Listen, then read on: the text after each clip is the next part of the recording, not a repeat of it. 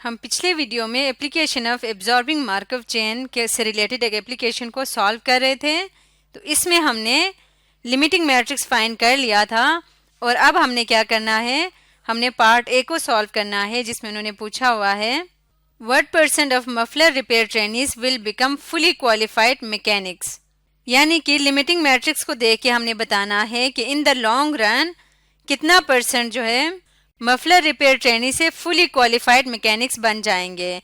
ये हम limiting matrix इसलिए यूज करते हैं क्योंकि हमने इन द लॉन्ग रन देखना है, इस वजह से लिमिटिंग मैट्रिक्स का हम यूज करते हैं। ये हमें लॉन्ग रन बिहेवियर को बताता है। अगर हम यहाँ पे देखें तो मफलर ट्रेनी से जो ये वाला दिखा रहा है ये करंट स्टेट है, ये क्या है, ये करंट स्टेट है। तो इसको हम कहते थे कि from current state to this one next state. तो पूछ रहे हैं कि करंट स्टेट उसका मफलर है, मफलर रिपेयर ट्रेनी है, तो उससे फुली क्वालिफाइड ट्रेनी में जाने की कितनी % है। तो वो हमें ये वाला नंबर बताएगा जो कि 0.45 है। इसको % में कन्वर्ट करें तो ये आता है 45%। तो इस बात को हम वर्ड्स में लिखते हैं in the long run 45% of muffler trainee will be promoted to fully qualified mechanics. 45% fully qualified mechanics बन जाएंगे। अब हम बी पार्ट देखते हैं।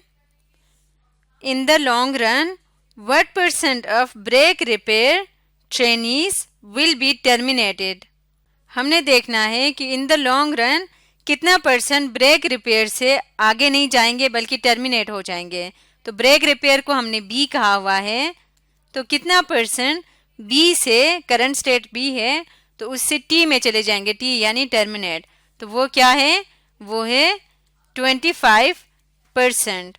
इस बात को हम वर्ड्स में लिखेंगे in the long run 25% of break repair trainees will be terminated.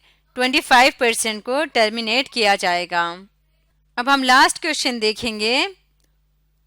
What is the average number of quarters a muffler repair trainee will remain in the training programme before being either terminated or promoted to fully qualified mechanics. यानी कि हमने देखना है कि eight an average कितने % लोग जो है वो कितने % नंबर ऑफ क्वार्टर्स, एक जो ट्रेनी है वो कितना अरसा ट्रेनिंग प्रोग्राम में इन्वॉल्व रहता है बिफोर वो या तो टर्मिनेट हो जाए या प्रोमोट हो जाए। तो ये एवरेज फाइंड करने के लिए हमें क्या देखना पड़ेगा, हमें एफ यानी फंडामेंटल मैट्रिक्स को कंसिडर करना पड़ेगा। ये हमारे सामने है फंडामेंटल मैट्रिक्स।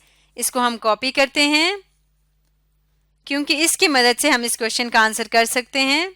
अब क्योंकि फंडामेंटल मैट्रिक्स को हमने मैट्रिक्स क्यू से डिराइव किया था, तो अगर हम यहाँ ऊपर जाके देखें तो क्यू मैट्रिक्स में जो इसकी क्यू मैट्रिक्स की फर्स्ट रो बनती है वो कौन से करंट स्टेट को शो करता है, एम को, और सेकंड रो शो करता है करंट स्टेट बी को।